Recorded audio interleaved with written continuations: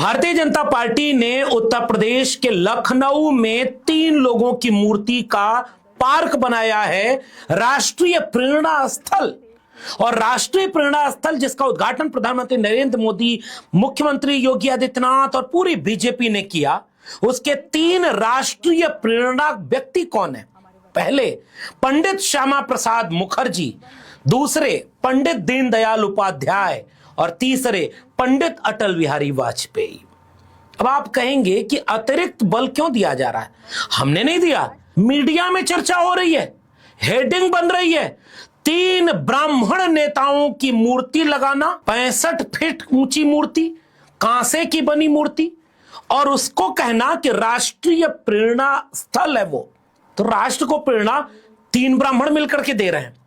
ये किसका नजरिया है? भारतीय जनता पार्टी का। भारतीय जनता पार्टी के इस काम पर इतने सवाल उठ रहे हैं कि वो हिंदू हृदय सम्राट कहे जाने वाले कल्याण सिंह की भी एक मूर्ति लगा देते, वहीं लगा देते। क्या उनकी नजर में, बीजेपी की नजर में, एक लोधी समाज से, पिछड़ी जाति से आने वाले कल्याण सिंह क्या राष्ट्रीय प्रेरणा के स्थल पर रहने लायक नहीं थे क्या? कोई दलित बीजेपी को राष्ट्रीय प्रेरणा स्थल पर उत्तर प्रदेश के लखनऊ में उसी पार्क में जगह पाने के काबिल नहीं बना क्या? यह जनसंघ, आरएसएस और बीजेपी में 3 सबसे बड़े नेता हैं और तीनों ब्राह्मण हैं। लेकिन खबरदार अगर किसी ने भारतीय जनता पार्टी को जातिवादी कहा, खबरदार अगर किसी ने प्रधानमंत्री नरेंद्र मोदी और योगी आदित्यनाथ के इस काम को ब्राह्मण प्रेरणा स्थल कहा, वो राष्ट्रीय प्रेरणा स्थल है। क्योंकि कुछ जातियों को यह छूट मिली हुई है कि वो एक ही जाति के सारे लोग प्रोफेसर बनकर के बैठे, वाइस चांसलर बनकर के बैठे, सेक्रेटरी बन के बैठे, ब्यूरोक्रेसी में बैठे, देश चलाएं। लेकिन खबरदार उन्हें किसी ने जातिवादी कहा। जातिवादी किसके लिए होता है? 2 यादव अगर एक जगह दिख गए, 2 लोधी दिख गए, 2 दलित दिख गए, 2 जाटव दिख गए, 2 मीणा दिख गए, 2 मौर्य एक साथ अगर बैठ गए, 2 निषाद राजभर बैठ गए तो जातिवाद है ये।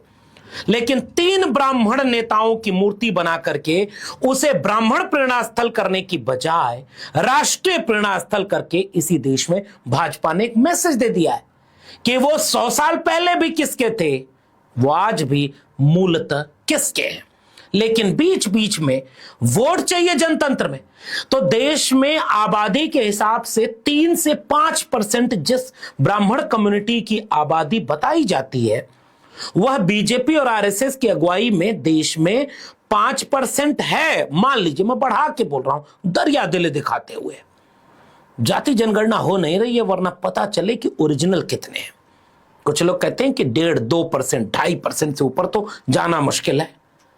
और उन सारी जगहों पर राष्ट्र में जगह कितनी घेरे हुए?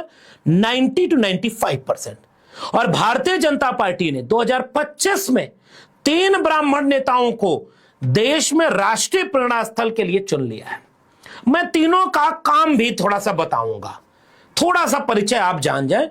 और आप मतलब कौन?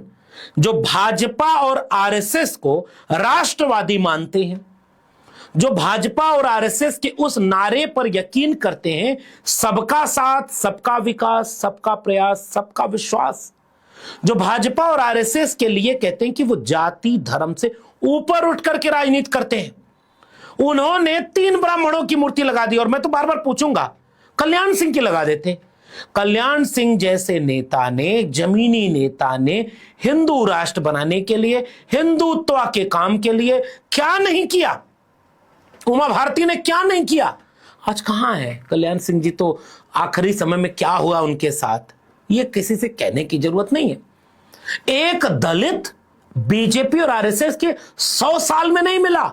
मैं सवाल कर रहा हूं, 100 साल के आरएसएस और बीजेपी, 100 साल आरएसएस के हैं, बीजेपी, जनसंघ सब मिला दो, एक दलित ऐसा नहीं मिला जो राष्ट्र को प्रेरणा दे सके।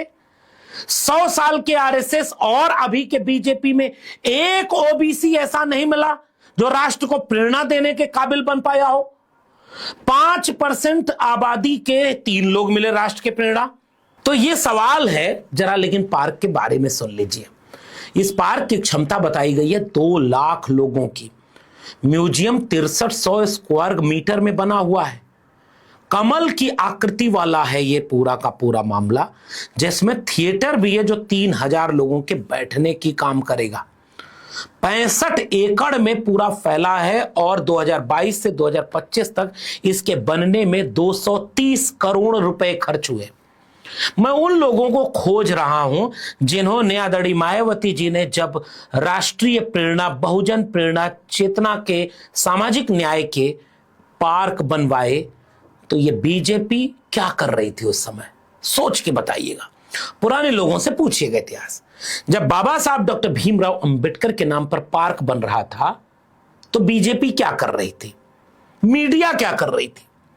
जब मानवर कांशीराम के नाम पर, संविधान के नाम पर, सामाजिक न्याय के संतों, गुरुओं, महापुरुषों की मूर्तियां बनाई जा रही थी, बहुत सारे लोग उस समय नहीं समझ पा रहे थे। लेकिन मैं तो इस बात के लिए हमेशा एक क्रांतिकारी सलाम करता हूं। बहुजन महापुरुषों की मूर्तियां आदरणीय बहन जी ने न लगाई होती तो वो चेतना आज बीजेपी के सामने, सबसे बड़ी हिंदू राष्ट्र के सामने सबसे बड़ी चुनौती बनकर, संविधान का रक्षक बनकर खड़ी नहीं होती। संत गाडगी की मूर्ति लगी, महात्मा ज्योतिबा फूले की मूर्ति लगी, उसमें पेरियार हैं, छत्रपति शाहू जी महाराज हैं, बहुजन समाज के प्रेरणा देने वाले सारे महापुरुष हैं। उसमें डाइवर्सिटी है, शेड्यूल कास्ट के लोग भी हैं, ओबीसी भी हैं और तमाम लोग हैं बहुजन प्रेरणा के केंद्र, जो वाकई राष्ट्र प्रेरणा के केंद्र हैं। और भारतीय जनता पार्टी ने पंडित श्यामा प्रसाद मुखर्जी, पंडित दीनदयाल उपाध्याय, पंडित अटल बिहारी वाजपेयी, श्यामा प्रसाद मुखर्जी से शुरू करते हैं। श्यामा प्रसाद मुखर्जी संविधान सभा और उसके बाद जाति आधारित आरक्षण के विरोधी थे। श्यामा प्रसाद मुखर्जी जनसंघ के वे नेता थे जो आरएसएस के उस विचार से सहमत थे कि इस देश में संविधान पूरा अच्छा तो नहीं बना, जाति आधारित शेड्यूल कास्ट, शेड्यूल ट्राइब और ओबीसी को मिलने का जो रास्ता मिला था आरक्षण का, उसका विरोध कर रहे थे पंडित श्यामा प्रसाद मुखर्जी। संविधान सभा के बाहर उन्होंने वक्तव्य दिया और लेख लिखा कि special political privilege based on religion और कम्युनिटी वीकेन द नेशन, यानी जाति आधारित आरक्षण भारत को कमजोर करेगा, राष्ट्रीय एकता को कमजोर करेगा। श्यामा प्रसाद मुखर्जी उस हिंदू राष्ट्र के पैमाने पर आरएसएस के साथ खड़े थे जो मनुस्मृति को मानती थी और संविधान को नहीं मानती थी। वे राष्ट्रीय प्रेरणा के केंद्र बनेंगे। दूसरा नाम पंडित दीनदयाल उपाध्याय।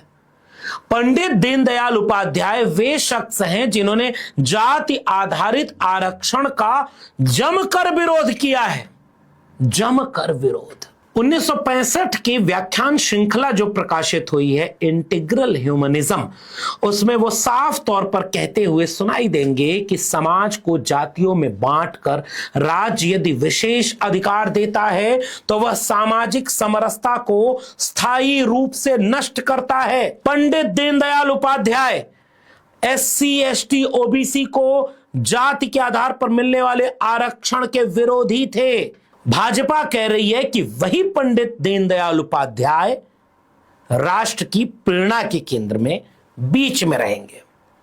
ठीक है, बजाओ ताली एससी, एसटी, ओबीसी समाज के लोगों, नए राष्ट्रीय प्रेरणा के केंद्र मिले हुए हैं।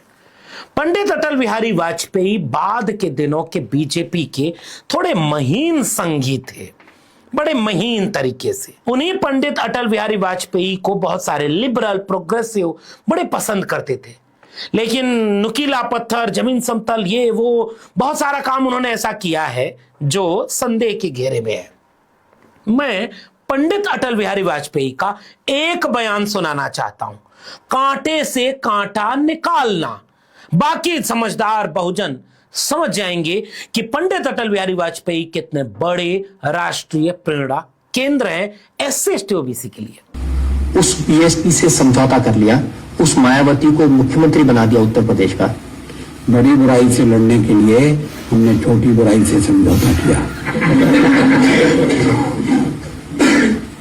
कभी कभी व्यवहारिक जगत में ऐसा करना पड़ता है, कांटे को निकालने के लिए कांटे का उपयोग करना पड़ता है और फिर दोनों कांटों को फेंक देना पड़ता है। और हमने उत्तर प्रदेश में यही किया, एक कांटे से दूसरा कांटा निकाला और दोनों कांटे फेंक दिए।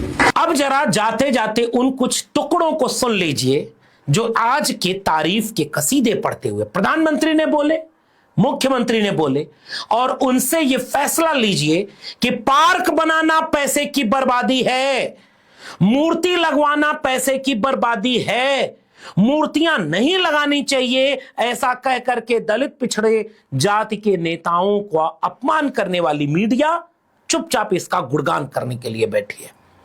वे सारे बीजेपी और आरएसएस के लोग चुपचाप इसकी तारीफ कर रहे हैं कि राष्ट्रीय प्रेरणा केंद्र क्या भव्य बना है साहब, किसका पैसा लगा है। सुनिए आज के कुछ संकेत जो मोदी जी ने भी दिए, नया राष्ट्र किस दिशा में जाएगा, सुनना है SC ST OBC समाज के लोगों। ये राष्ट्र प्रेरणा स्थल उस सोच का प्रतीक है जिसने भारत को आत्मसम्मान, एकता और सेवा का मार्ग दिखाया है। डॉक्टर श्यामा प्रसाद मुखर्जी, पंडित दीनदयाल उपाध्याय जी और अटल बिहारी वाजपेयी जी, इनकी विशाल प्रतिमाएं जितनी ऊंची है, इनसे मिलने वाली प्रेरणाएं उससे भी अधिक बुलंद है। बाकी जाते आते ये सवाल आप भी लोगों से पूछिएगा। भाजपा और आरएसएस के अब तक के इतिहास में केवल 3 ब्राह्मण मिले जो राष्ट्रीय प्रेरणा के केंद्र बन सके। हम उन्हें जातियों में बांटकर नहीं देखना चाहते, लेकिन उनके विचार कुछ ही जातियों को अगर केंद्रित रखते हैं तो भारत जैसे देश में जिस तबके की आबादी 2-2.5%, 3% हो, उस देश को केवल 3 लोग मिले हैं जो राष्ट्र को प्रेरणा दे सकते हैं। तो आरएसएस को सोचना चाहिए कि उसने 100 साल में कोई एक दलित, कोई एक पिछड़ा, कोई एक आदिवासी, कोई एक महिला, कोई तो खोजा होता जो राष्ट्र को प्रेरणा देने में सक्षम बन पाता। यानी आरएसएस ने किसकी सेवा की, आरएसएस ने किन्हें पैदा किया और आरएसएस किसकी बात करता है, इसके लिए 3 मूर्तियां गवाही देंगी, बशर्ते इस देश के दलित पिछड़े समझ जाएं कल्याण सिंह जैसे युवा हिंदू हृदय सम्राट को कैसे किनारे कर दिया और वो अब राष्ट्र की प्रेरणा नहीं है, कोई दलित नहीं है। ये सोचना है बीजेपी और आरएसएस को और उन लोगों को जो बीजेपी और आरएसएस के सबसे बड़े अंधभक्त बने हुए हैं। बधाई, आपके लिए नए भारत की पूरी तैयारी हो चुकी है। बात आपको समझ में आ गई हो तो जरा इसे पहुंचाइएगा उन लोगों तक जिन्हें ये सवाल, ये बातें जानना जरूरी है। वीडियो पसंद आई हो तो इसे शेयर करिएगा। चैनल सब्सक्राइब नहीं किया तो जाते थे चैनल को सब्सक्राइब करना मत भूलिएगा। बेल आइकॉन यानी घंटी बटन दबाएंगे तो अगले वीडियो की सूचना मिलेगी।